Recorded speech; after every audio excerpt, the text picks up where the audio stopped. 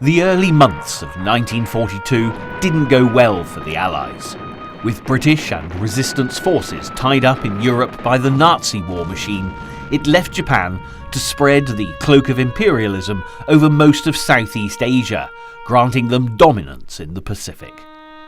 However, as their oil supplies dwindled, the Empire of the Rising Sun had struck out at their once main suppliers, the United States. While the initial raid on Pearl Harbor had taken the sleeping giant by surprise, it was an action that would eventually bring about the end of the war in this theatre, as the US began to bring to bear their own resistance to the Japanese across many Indonesian battlegrounds, before eventually taking the fight to the shores of Imperial Japan. However, this was still a long way off. Dominance on the sea had to be reacquired after much of the proud American fleet was decimated in the sneak attack at Hawaii. Fortunately for the Allies, though, 3 of their main aircraft carriers had been elsewhere, and they would eventually prove instrumental in turning the tide in the Pacific. As these were readied for the eventual counterattack, other US forces battled Japanese troops across the many islands of the Philippines, often losing. Allied naval forces in the area had been destroyed in a series of battles around Java, and with almost all neighbouring territories under Japanese control, the troops were now cut off from most of their supplies and surrounded by the enemy.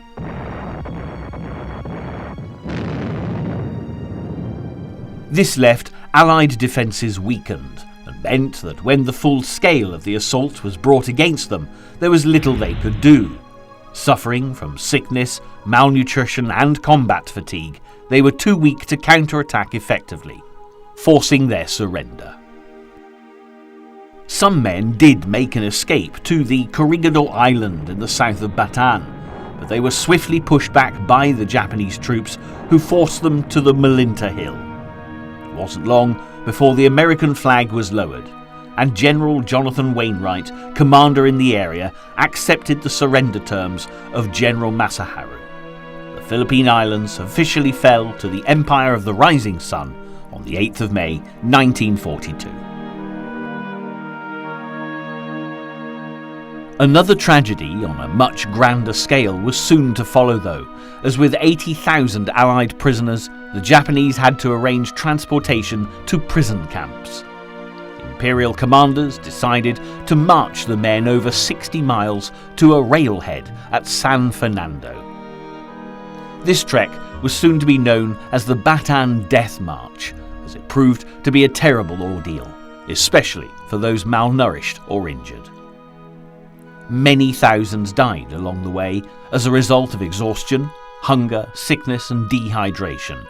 On top of this, their captors, who saw surrender as an embarrassment, murdered many of them indiscriminately.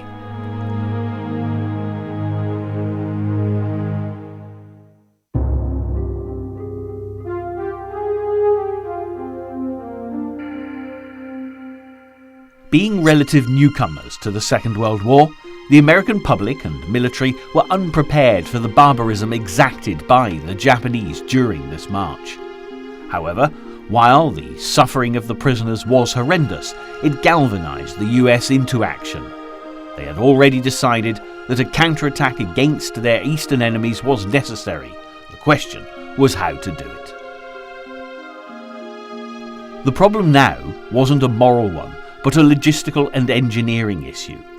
Imperial Japan was almost 4,000 nautical miles from the naval base at Pearl Harbor, far too great a distance for Allied planes to make any sort of aerial raid. Despite this fact, though, this is exactly what the US military endeavoured to do. With such an ambitious project in mind, Lieutenant Colonel Jimmy Doolittle, one of the most famous aviators and aeronautical engineers in America, had been chosen to plan and execute the attack. Over the years, Doolittle had won an array of awards for his achievements and had made many important contributions to aviation technology. But the task that lay ahead would be one of his greatest challenges yet. The main problem he faced was that America had no bases within bomber operating range of Tokyo, and although an attack could be launched from aircraft carriers, planes which were typically used with these ships would not be able to cause a great deal of damage. After long deliberation, an idea was eventually conceived to adapt giant B-25 bombers so they were light enough to take off from carrier decks. By the beginning of April, these highly modified planes were aboard the USS Hornet and on their way to the Pacific. Vice Admiral Mark Mitcher captained the carrier from which Doolittle would launch his attack, while the task force would be led into enemy waters and protected by Vice Admiral William Halsey aboard the USS Enterprise. Typical of many wartime plans, especially the stealth kind, not all end up going to plan. As the Hornet and Enterprise ventured close to Japanese waters, they were spotted by a Japanese picket boat. This created a real problem, as the carriers were incredibly vulnerable to attack from land-based aircraft. Taking the initiative, Halsey made the decision to launch the raid early, despite the increased risk of pilots not being able to make it to Allied territory after dropping their payload. The aircraft had less than 470 feet of runway, and none of the pilots, including Doolittle, had ever taken off from a carrier before. In fact, no one had ever attempted to launch a bomber the size of a B-25 from the deck of a carrier before, making the task a challenge to say the least. But the rigorous training the volunteer army crews had received had clearly paid off, and all 16 B-25s carrying their deadly payloads of incendiary bombs and high explosives were launched successfully. Although the Japanese alert meant the planes were now setting off 180 miles from their original launch site, favourable weather would help them along the way. The bombers would soon be closing in on their targets, with Doolittle's plane at the helm.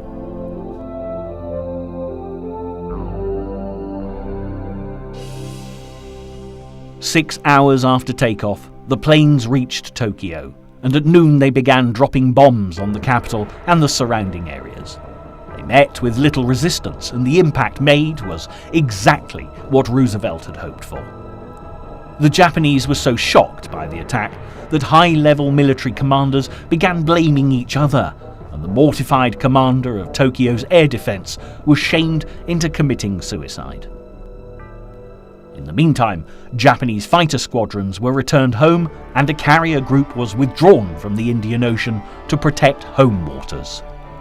However, while the desired effect of the raid was achieved, the aftermath was not smooth sailing for those that took part in it. Due to the extreme range of the bombing run, even the lightened B-25s were unable to make the return trip to the carriers. Add to this the near 200-mile addition of the early launch, and staying airborne long enough to reach safe zones in Allied China became near impossible.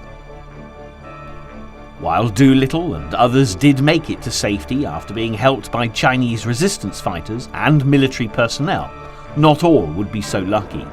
2 crews were imprisoned by the Japanese after landing in enemy territory. 3 of these men would eventually be executed.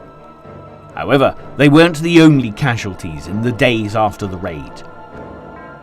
Angered by the attack and the help found by American pilots, the Japanese launched a massive retaliation campaign right into the heart of the Chinese peasantry, killing over 250,000 villagers. Such vicious retribution revealed just how much the attack on Tokyo had injured Japanese pride. And although the damage to Japan itself was not as severe as Doolittle had hoped, the fact that US bombers had reached the homeland at all would have a profound effect on Japan's decision-making in the next step of their Pacific War. Ultimately, the attack surprised Japanese officers immensely, with the commander of Tokyo's air defense being shamed into committing suicide. Those left were charged with planning the next move for the Empire. Two options became popular. One group favoured further raids into Australia, as they feared it would become an American military zone, allowing further attacks from their technologically equal rival. However, another opinion, championed by Admiral Isoroku Yamamoto, was more naval-oriented. He believed that the rapidly expanding empire needed to create a defence buffer against further attack, and that territory expansion wasn't strictly necessary at this time. Due to the new land they now held, Japan had a near limitless supply of resources to power their war machine. However, the supply routes between the occupied countries and their homeland needed to be protected. This wasn't the only thing to worry Yamamoto, though. The Japanese admiral was aware that the failure to destroy valuable carriers at Pearl Harbor had been a fatal mistake, and to ensure the survival of the empire and indeed of Japan itself, it was essential to finish what he'd started in December 1941 and complete the destruction of the American fleet. Yamamoto began to conceive a plan to lure US carriers within range of a Japanese task force for a monumental battle which would ensure Japanese control of the Central Pacific. He selected as his target Midway Atoll, two tiny coral islands which lay on the extreme northwest of the Hawaiian island chain. The American base here was far enough from Hawaii to lessen the risk of heavy land-based air power threatening Japanese ships. And not only would valuable US carriers be sent out to protect the atoll, if captured, Midway would further extend the Japanese defensive perimeter and even provide a useful base to launch attacks on the west coast of America. Yamamoto had, however, struggled to convince Admiral Nagano that an attack on Midway should take priority, and until April 18, 1942, preparations had been focused on advancing further south towards Australia rather than on destroying the American fleet. Despite Yamamoto's efforts, his plans were shelved, and the decision was made to not only attack Port Moresby, but to take over interim territories like the Solomon Islands in order to establish bases close to the continent for further advances. What the Japanese didn't realise, however, was that the Americans had cracked their codes, and as signal traffic was intercepted by US and British intelligence, Admiral Nimitz was informed of the imminent attack on Port Moresby. The news was treated very seriously by the American commander, who was aware that Australia would be left vulnerable if the Japanese established bases so close to the country. After consulting Admiral Ernest King, head of the US Navy, it was decided that the invasion should be opposed with all the aircraft carriers the Allied forces could muster. A fleet centred on two carrier groups was rapidly assembled and included Task Force 17, based around the carrier USS Yorktown, and Task Force 11, based around the carrier USS Lexington. Rear Admiral Frank Fletcher, who had already seen action in the Pacific after the Marshall and Gilbert Islands raid back in February, was placed in command of Yorktown and would also be in overall command of the mission. Meanwhile, Rear Admiral Aubrey Fitch would command Lexington, and there would also be a joint Australian-American cruiser force to provide additional support. Task Force 44 would be commanded by Rear Admiral John Crace of the Royal Navy. As the ships headed towards New Guinea and the Solomon Islands, they would encounter many dangers along the way, with high seas and heavy winds to combat. But there was no doubt that every man on board was willing to brave the worst of storms if it meant he was given the opportunity to strike back at the Japanese. US forces didn't have to wait long for their taste of action, as on May the 3rd, news arrived that the Japanese invasion force had arrived at the Solomon Islands. The attack was being headed by Rear Admiral Shima, with other Japanese commanders handling the Port Moresby invasion and the carrier force. While Japanese troops began to pour onto Tulagi, Fletcher altered course to head due north towards the enemy, and on May the 4th, 60 aircraft were launched in 3 waves from Yorktown, taking Shima's forces completely by surprise. The attack was a success, and as well as hitting 3 minesweepers and 4 seaplanes, the Americans managed to sink an important Japanese destroyer.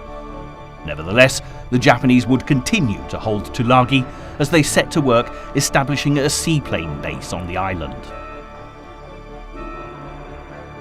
After inflicting a considerable amount of damage on the Japanese fleet, Fletcher took his task force due south to meet up with Crace and Fitch's ships. But now the Japanese were aware of the presence of American carriers in the area. Eager to accomplish what Yamamoto hoped to do at Midway, it was now Admiral Takagi's turn to take part in the action. He led his carrier strike force from its position, 350 miles north of the Solomon Islands, and entered the Coral Sea to hunt for the Allies. It was a journey into the unknown, as the scene was set for the first ever aircraft carrier battle in history. It would later be described by a US commander as one of the most confusing battle areas in world history, as Japanese and American forces played cat and mouse with what could be considered each side's most valuable naval assets. In the build-up to the main conflict, the commotion amongst pilots for both armies was obvious. Planes would fire on their own forces, and some even attempted to land on enemy carriers. However, on the 8th of May, the decisive battle was fought, as American and Japanese fleets spied each other almost simultaneously. All combat planes were scrambled. By 9:25, all aircraft had been launched, and as the carriers headed for each other, Yorktown Strike Force attacked at 11 a.m, to be met by 16 Japanese Zero fighters protecting the carrier Shokaku and her sister ship. While planes lunged and swooped through the air, avoiding anti-aircraft fire, Shokaku was hit by 2 1,000-pound bombs, which caused heavy damage to her flight deck, and before long, with further attacks from Lexington, she was out of the battle.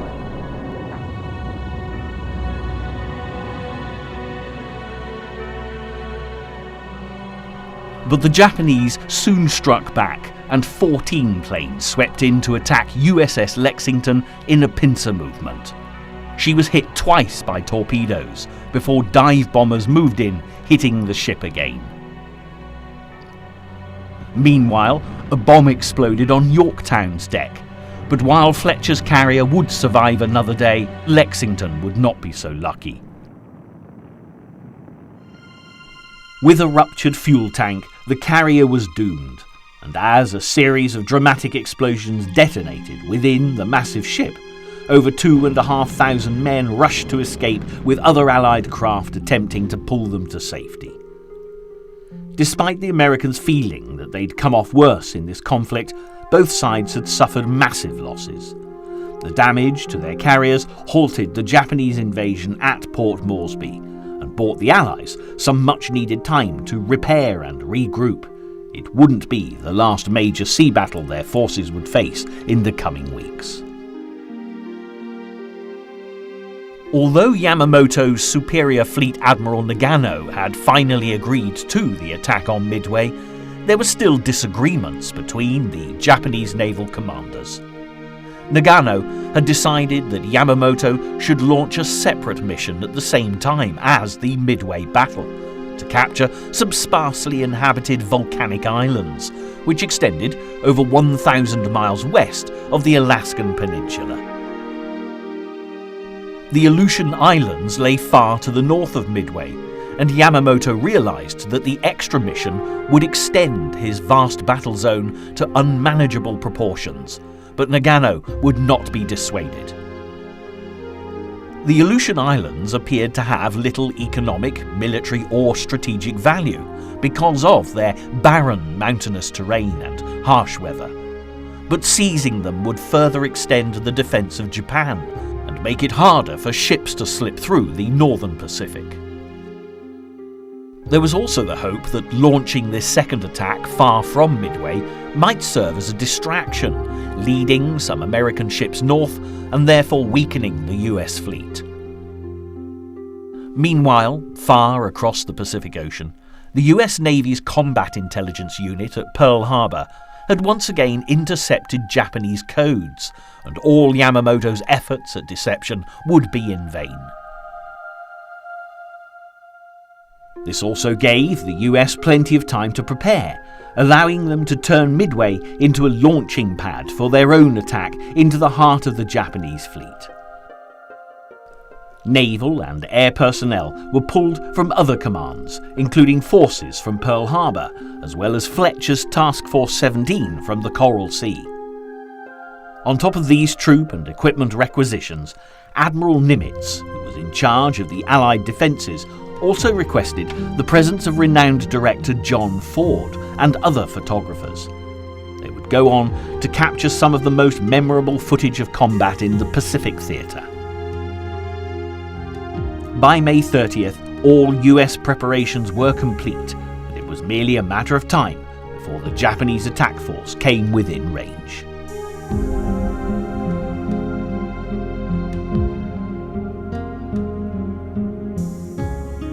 As the alarm rang out across Midway in the early hours of June the 4th, Nagumo ordered dive bombers, torpedo bombers and Zero fighters to launch their attack on the American base, and within less than 2 hours, the onslaught had begun. American planes, flown by Marine pilots, scrambled to intercept the attack and would destroy many of the enemy planes despite heavy losses.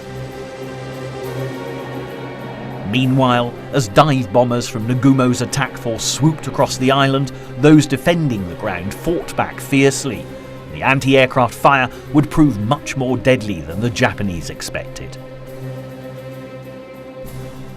Despite heavy damage to aircraft hangars and fuel storage depots, as the first wave of Imperial forces retreated, the Americans launched a counterattack, sending 2 torpedo squadrons heading straight for the Japanese carriers.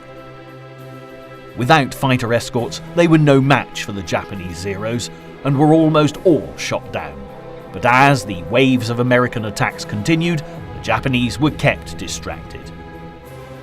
They were too busy focusing on the defense of their ships to launch a strike against the American fleet, and soon US planes had broken through Japanese defenses.